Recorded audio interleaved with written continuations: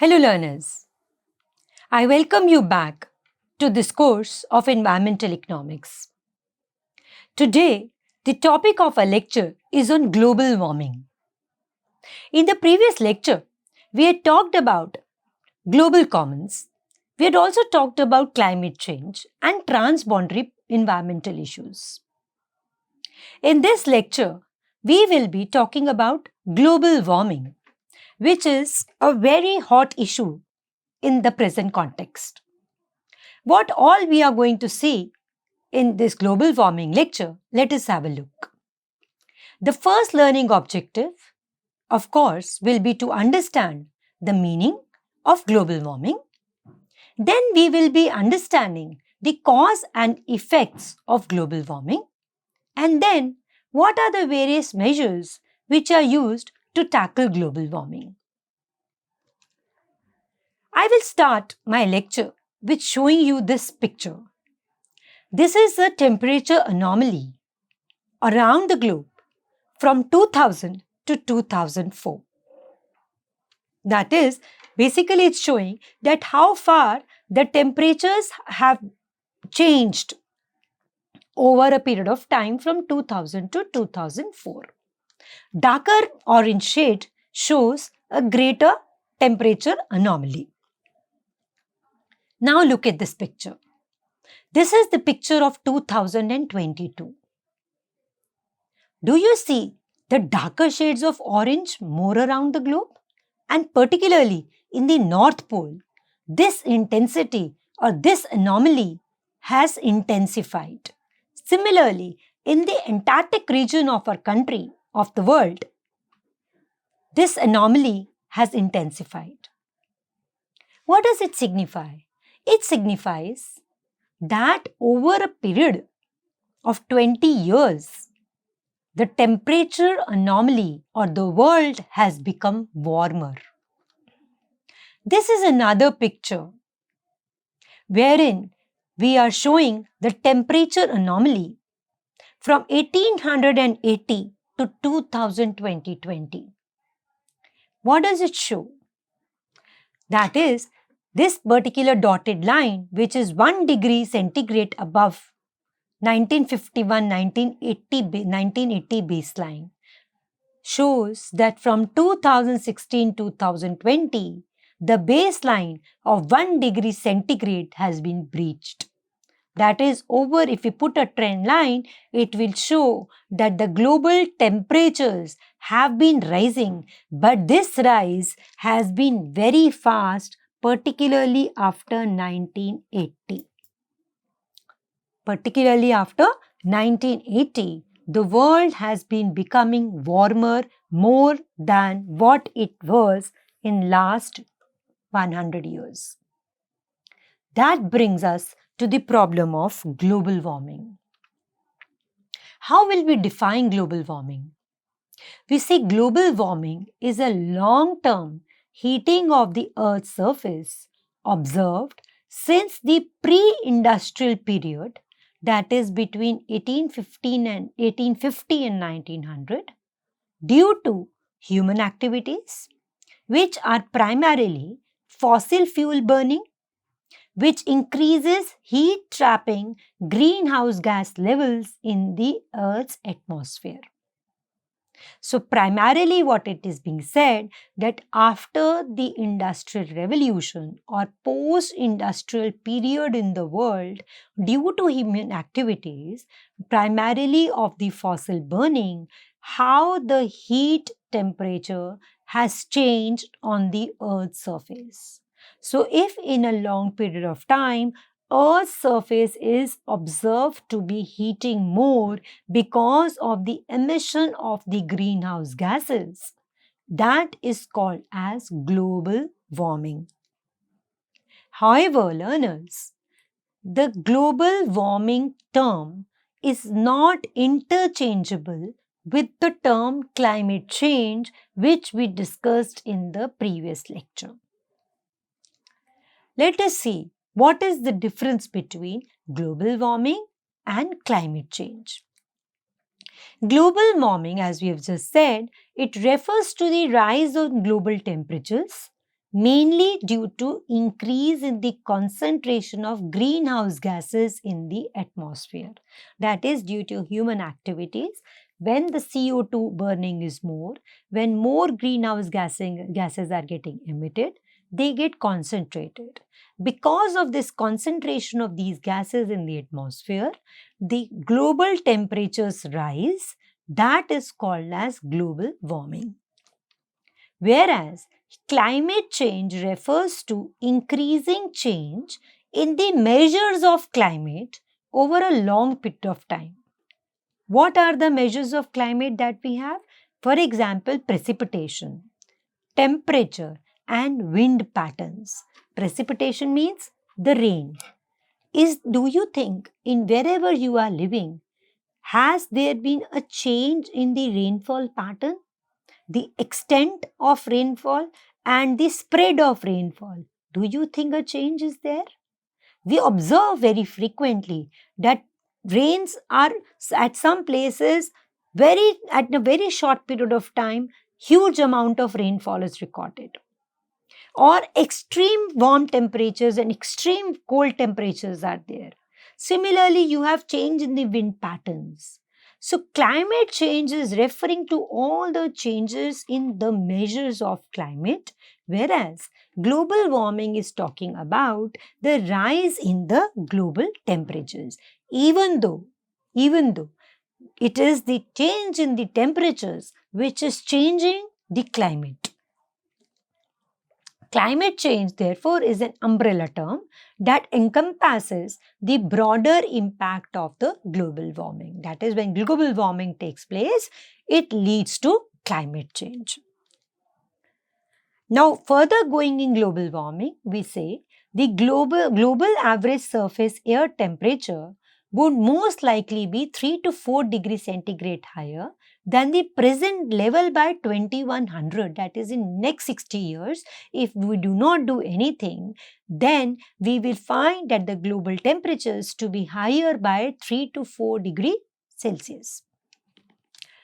The principal cause of the global warming is the emission of greenhouse gases, which are methane, which is carbon dioxide. So, the primary cause is the emission of greenhouse gases. Now, how do we know that the world is warming? This picture is a pictorial representation of the various indicators to know how the world is warming. For example, we see that the Arctic sea ice is falling, air temperature over the ocean is rising, there is a rise in humidity, the snow cover in the mountains is reducing, glaciers are melting faster, sea surface temperature is rising, ocean heat content is rising, leading to global sea level rise. What can we do for this? Now, you have to think what we can do, and of course, we will see that what we can do or what the world is doing in order to manage this. Now, there are various causes of global warming. Let me just tell you one by one. Of course, the first and the foremost cause is the burning of fossil fuel. All of us know what are fossil fuels. For example, coal, it's a fossil fuel.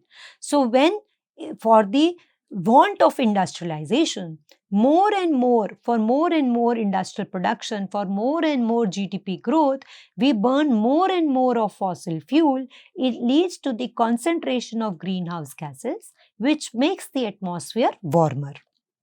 Second is, of course, deforestation. We say that the trees are the lungs of the earth.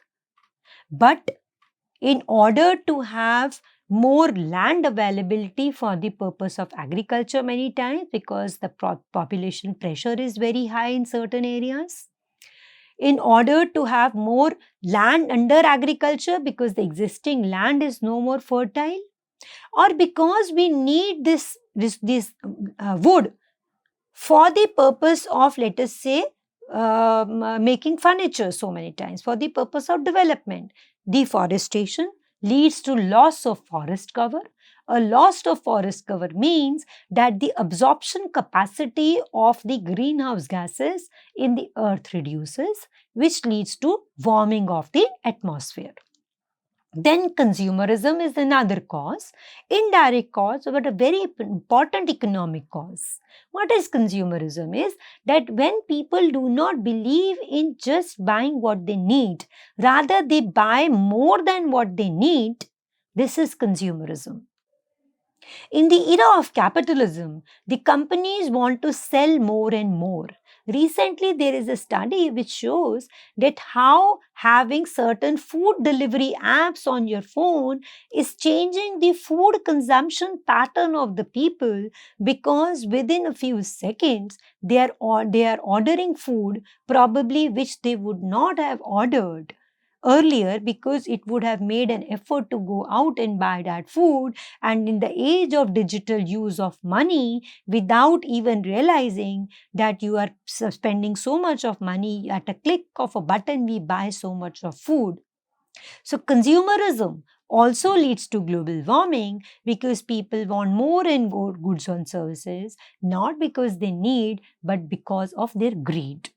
So when this happens, more and more is produced, more and more wastage is created, which leads to more production, more burning of fossil fuels, more residue in the environment, which leads to global warming. Another reason is urbanization, where we see a lot of which city of the country, which tier 1 city, whether it is a metro city, every city is choking because of huge traffic jams, because of huge transportation, because of having multi-story building which are completely air conditioned, bad sanitation conditions in the slum areas of these urban areas. They all lead to sending residues in the environment, particularly the greenhouse gases, which leads to global warming. The air pollution caused by the cars, by the taxis, by the cabs, by the buses, by the traffic on the road in the metro cities is leading to a great deal of change in the temperature of those cities. So unplanned urbanization, excessive urbanization is another reason for the global warming. Then agriculture. It may surprise many as to how agriculture is a reason for global warming. Let me tell you, there are two aspects related to agriculture. One, excessive use of pesticides, excessive use of fertilizer by agriculturists leads to soil salinity, leads to depletion of groundwater. Hence, it leads to global warming.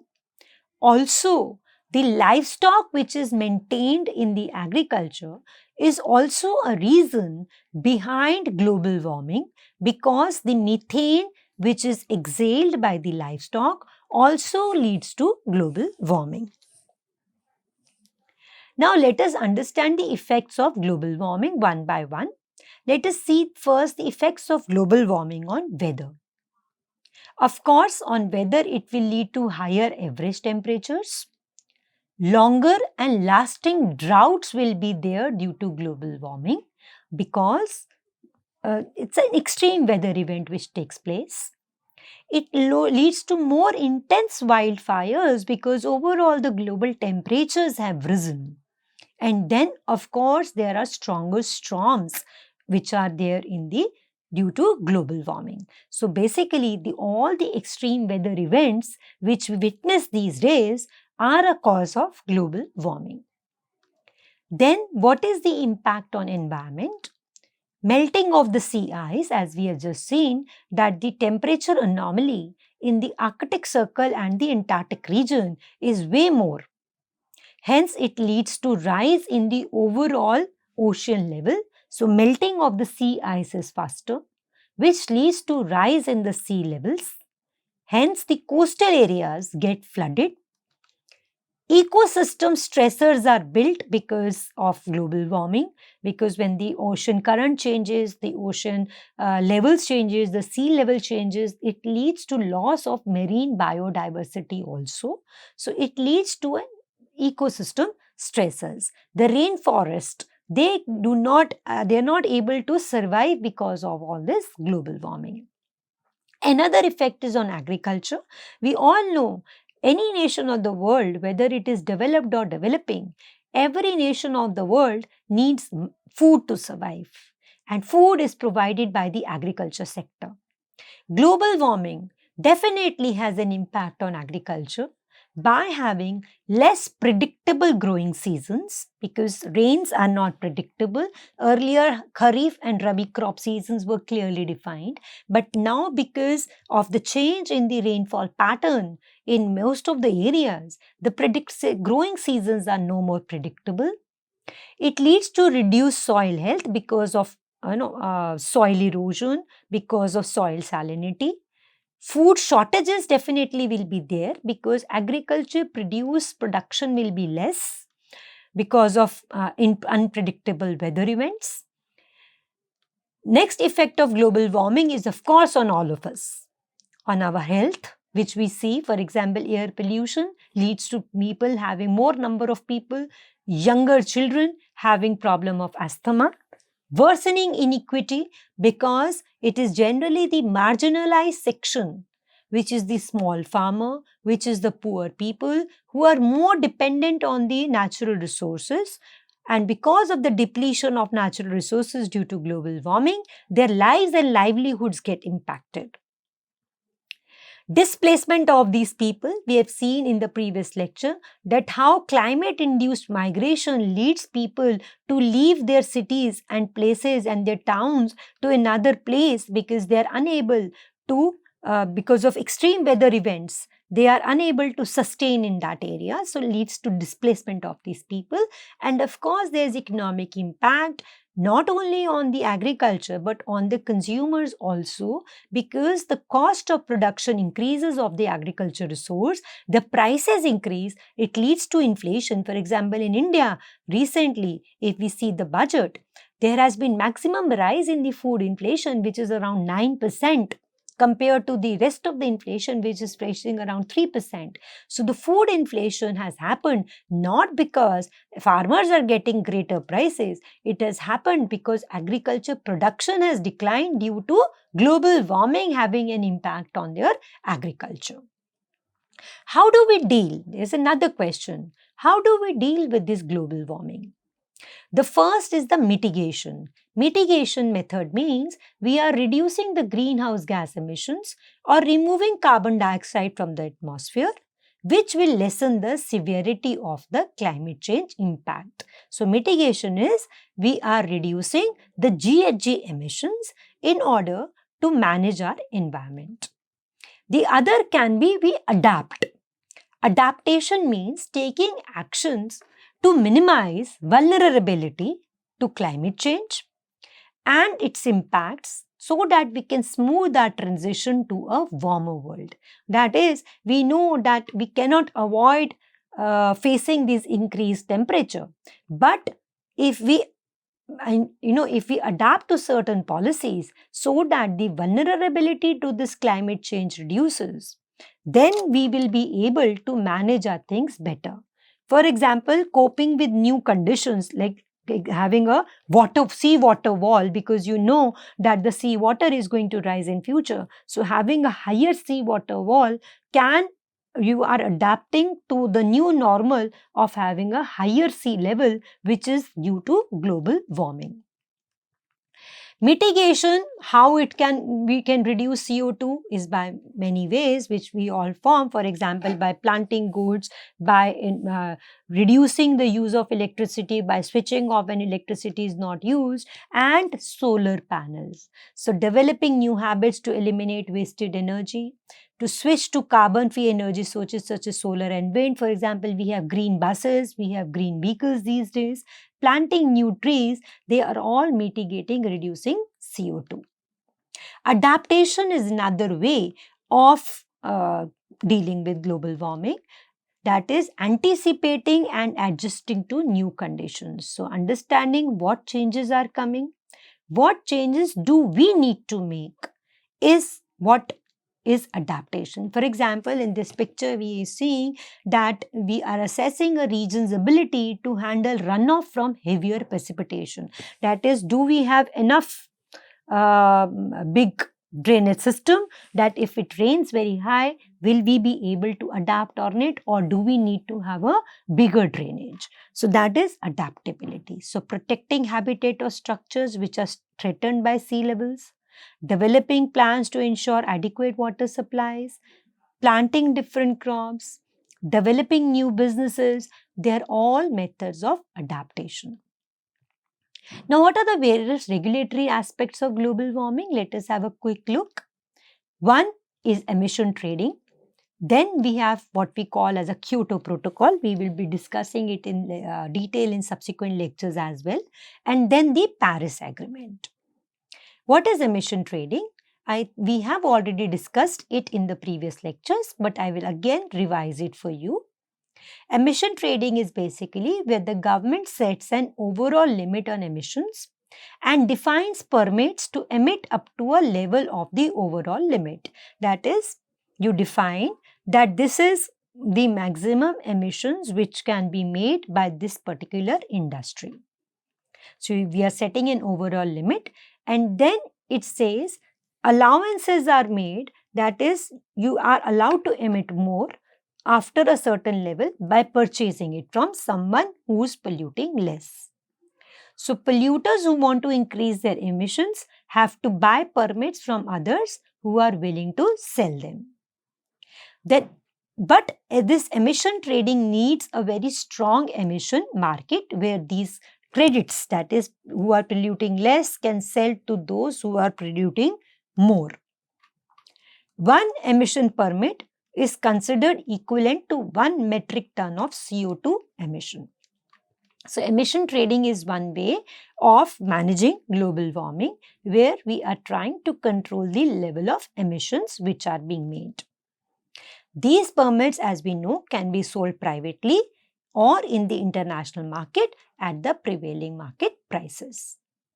And by the way, emissions are also many times called as carbon credits. The second type of regulatory norm which was there earlier is Kyoto Protocol. Kyoto Protocol is an agreement which was negotiated under the auspices of United Nations in 1997 but came in force in 2005. The key aspects of this protocols included emission reduction targets for 38 signatories and timetables for reaching them. That is, for all the signatories, the timetables were given that what is the emission targets which they have to achieve. The specific limits varied from country to country as indicated. One important element of this protocol was the establishment of flexible market mechanism which was based on the trade of emission permits. We have just seen emission permits. So Kyoto Protocol created a flexible market mechanism in which these carbon credits could be traded. Kyoto Protocol was succeeded by what is called as a Paris Agreement, which came into force in 2016. The objective is to limit the global warming to well below 2 degrees above pre-industrial levels, aiming for 1.5 degrees Celsius. Nearly every country in the world is a party to this agreement. So there, as of 2024, 197 countries have signed this agreement. Each country in this particular agreement sets its own emission targets called as nationally determined contributions and can be revised every 5 years. So India has also announced its NDCs. Your homework is look for what are the India's nationally determined contributions under the Paris agreements. Now, it's been 2-3 lectures. We have not done any quiz. Let me do a small quiz for you. I'm giving you certain statements, learners. You have to tell me which of them is true or which of them is false. Global warming only affects temperatures but not weather patterns. What do you think this statement is? Is it true or is it false? This is a false statement because we see global warming having an impact on the weather patterns. Second statement, global warming can lead to more frequent and severe weather events such as hurricanes and heat waves. Of course, it is true. The main greenhouse gas responsible for global warming is, I have just told you in the lecture, it is carbon dioxide. So, learners, what we have done in today's lecture is we have understood that what is global warming, what are its effects, and what the world is trying to do to tackle this issue. A small activity I am giving it to you. One I have already said is to find out the nationally determined contributions of India as per Paris Agreement. Second is check out what climate scientists have learned and make your own decisions about what it means for the future. So it's a self-learning activity. Try to find out that what the climate scientists are saying about global warming, what they have done, and what do you think it will mean for the future. So happy learning. Thank you so much.